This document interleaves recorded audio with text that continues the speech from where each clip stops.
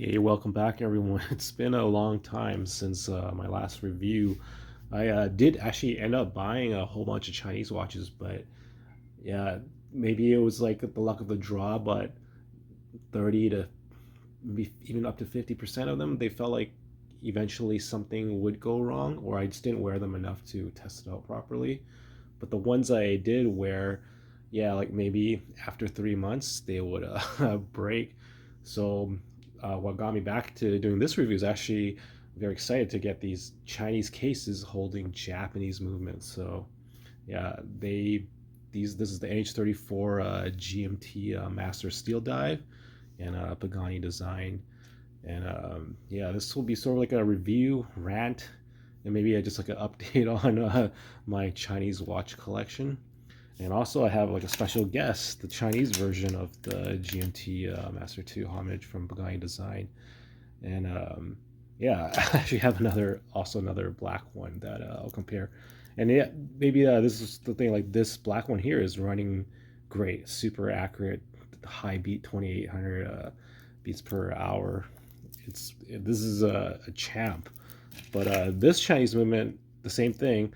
It's like the luck of the draw. This one was running pretty good for about 3 months, and then suddenly it just kind of one day uh, stopped moving, and it would just randomly shut off. I thought, oh, maybe I just didn't wind it enough, and then the manual wound it, but eventually it would just die after like an hour or so. So it's kind of like, yeah, it's kind of broken. And then the Liege, a little update on that. That Liege watch is still running pretty strong. The one problem it does have is that the self-winding mechanism is not very efficient, so eventually it'll wind down, but you can always manual wind it, so it's still running. You can wear it. It's great, super cheap, great watch. But back to the Pagani design, and actually I'll do a little comparison with these two Pagani GMT Master homages, and then I'll do a comparison with the Steel Dive after.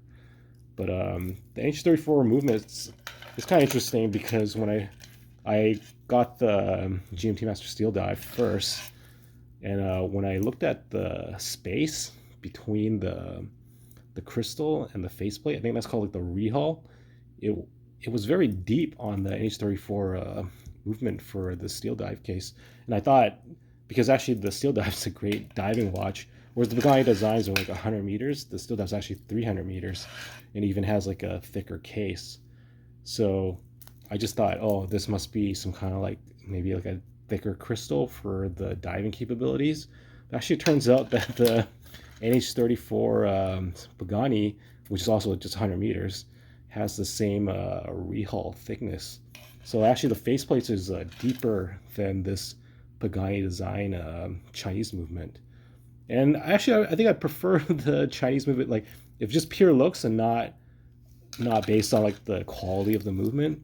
I would say the Chinese is kind of better here. It actually looks slightly clearer, like depending on how the light shines, because just I think because the faceplate is a little bit closer than the H34 movement version. But one of the advantages of the NH34 movement is because it looks like because the faceplate is like farther away, the magnifying glass on the date is actually much better. And yeah, I'm an old man now, so my eyes we need that magnification, and it's great that it's there. And then so so yeah, this watch not working. It's Chinese movement. It's still you can see it like still going, but it'll like stop randomly, so you can't kind of depend on it. And just not to shit on all Chinese movements, this same watch, but the black version, is running great today. It's actually more accurate than both the Japanese movements. So it's like really your luck of the draw. I hope people had better luck. And I was jogging with the Pepsi Chinese movement. I was jogging, and I think even I was like punching a punching bag at some point. So probably might be my fault. I won't blame it all on the Chinese movement. So, but yeah, your luck of the draw. So back to the two stars of the show, which is H34 Pagani Zion Steel Dive. This one's a Steel Dive. And oh yeah, one other thing that I noticed was a little bit different is that the numbers on the bezel here are actually a little bit thicker, and they have luminescence where the Chinese movement one doesn't. I don't know, maybe that's like a version 2 or something like that. But I think if I just looked at it straight on, actually I kind of prefer the bezel of the Chinese movement. It's like very little. I'm not even sure you'll pick it up in this video, but it's just slightly different. And I think I would prefer like the sharper, slightly thinner numbers of the Chinese bezel. And somehow the thicker numbers look a little bit sloppier. They're not sloppy, but it's like my eyes just kind of feel like it's sharper somehow on the Chinese bezel. And I thought that too with originally the Chinese movement versus the steel dive, which I had first. And I was like, oh, I think I like the bezel on the Chinese movement actually better. But now back to the start of the show. So these NH34 movements, and actually one of the interesting, so it's like the steel dive's bezel is actually like a kind of like a dollar blue. It's ceramic versus the steel of the Pagani and the ceramic of the steel dive.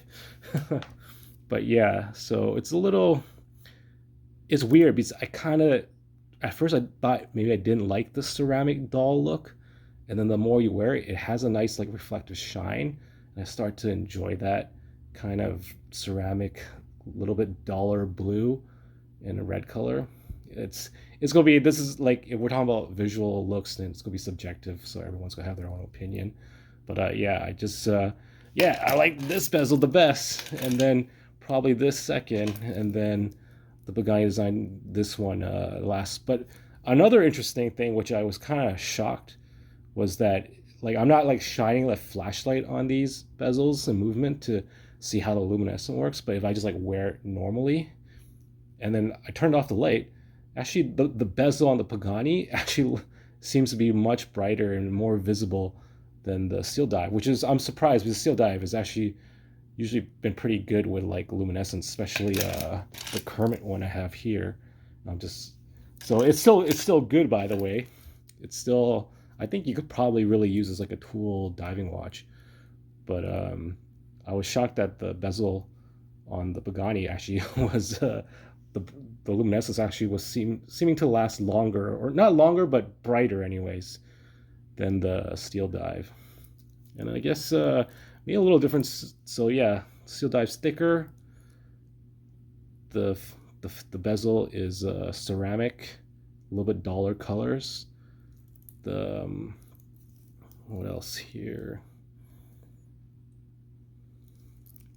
Oh yeah, in my steel dive, the clasp here is actually a little bit off. So I was kind of surprised because I thought the clasp was great on my Kermit, and I don't know. It's like I see other reviewers and they just say, "Oh, this class is cheap and whatever." But I don't know. I had like a whole bunch of Citizens and Casio watches, and I always thought like, yeah, this clasp feels like quality, just like them. But this steel dive clasp, it's actually like misaligned. Even like the click is kind of off. And like I've been trying to bend this, but if you like, this is how it's straight. It's kind of like just a little bit off. I'm not sure if you can see that. But this was really bugging me for some reason. Like I shouldn't be annoyed by it, but it's been bugging me a lot. Bugging me enough that I'm buying like a replacement clasp for it. And but yeah, you know what? It's not broken. Like it works. It holds in place. It's barely off. I don't think anyone would actually notice it if you didn't tell them that it was. But yeah. But still, this is a great tool watch in a way. Oh yeah, and then the other major difference for the bezels again is that this is a 60 clicks bidirectional, and I guess that's what the original like a GMT Master Rolex is as well. And this is more like for like a, I guess, a pilot's watch. So you can, and I find it really easy for, because I time things almost every day, and I'm using this this bezel a lot actually. Literally timing everything every day, and having it bidirectional is great. And the clicks, I don't know what a real Rolex click feels like. It feels okay. It actually, surprisingly, I think the Pagani design 120 clicks unidirectional is actually better for it just feels better. But I think that's like one of the things, like the reason why the 60 clicks is more sought after is because it's hard to develop or engineer. So yeah, the click is not as clicky as I would say the Pagani bezel is, but yeah, it's definitely not bad. Like I don't know, you can hear it's like click, click, click, click. It feels like something, and this is like, yeah, it just, yeah, it sounds different. You can feel it, the difference too. But usability wise, yeah, it's great. And actually, I was kind of reading like if you were actually going to use your watch as a diver, this is I guess for like pilots. But if you were using it as a diver, you would want it to be unidirectional. So the Pagani design is actually better for that, I guess. So you can't like accidentally think that you have too much oxygen in your tank when you really don't. But yeah, this. So I guess my opinions on how I've been thinking about these watches, and I would say this is the better watch overall. I would think even this clasping really does bother me, but it's not broken. But the thing is, like, it really it feels like a beast because it really is a little bit thicker, a little bit heavier, and it does do 300 meters versus the 100 meters on the Pagani. But yeah, if you happen to get the Pagani, I think you'll be super happy. There's yeah, both of these watches are great. The one thing I would do really wish is that the steel that had like some kind of AR coating on the crystal here. I do find it, I'm not sure why, but I think the Pagani is actually slightly clearer, and it's like it's so minimal. Like I sometimes think I'm imagining, but I swear I just feel like without kind of like scrubbing it down, I always think that this Pagani faceplate just seems a slightly clear, but but it's not like the steel dive's not clear either. It's like those little tiny minute things. But I still think I guess one of the big advantages is this bi-directional bezel. Like just for me, timing things in general, it's so much easier when I can go back and forth. But yeah, if you were maybe actually timing with your watch, you would want to have a unidirectional bezel. But I guess these are supposed to be pilot watches anyway. So yeah, this is, what else could I say? This yeah, they're both great watches. I think you'll be happy with either one. Actually, I think the Pagani design is maybe like the better deal, but then I do like the bezel click action, the bi-directional. I think if you did have that, you'll be pretty happy. And it's gonna be, the looks are gonna be up to you. Like this dull ceramic bezel starting to really grow on me. So, and I think a little part of it is that because this field is like 230, this is like 130 for Canadian anyways for the Pagani. So I'm paying like $100 more for the steel dive, and I think mentally somewhere in my head I'm like looking for as many reasons as I can to say like the steel dive is better. But and realistically, I think you'll be super happy with either one. And the movement so far, yeah, it's only been a month. Maybe I'll give another update in the future if something does go wrong. But you can expect that if there is no update, probably these Japanese movements are just rock solid.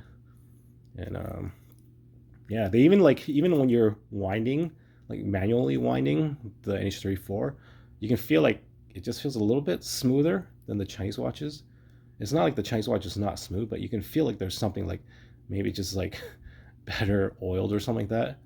But yeah, and also I think the NH34 is the self winding is actually like you want bi-directional. Like either way you wind it, it will actually wind the rotor. So that's probably like makes these watches a little better than the Chinese watches. Anyways, I think I'm just ranting, and anyways, I hope I do another video. If not, hope you enjoy this one, and hope it adds to YouTube's collection of Steel Dive, Pepsi, NH34 movement reviews and comparisons, because there's not too many of them for some reason. All right, take care, guys. Bye-bye.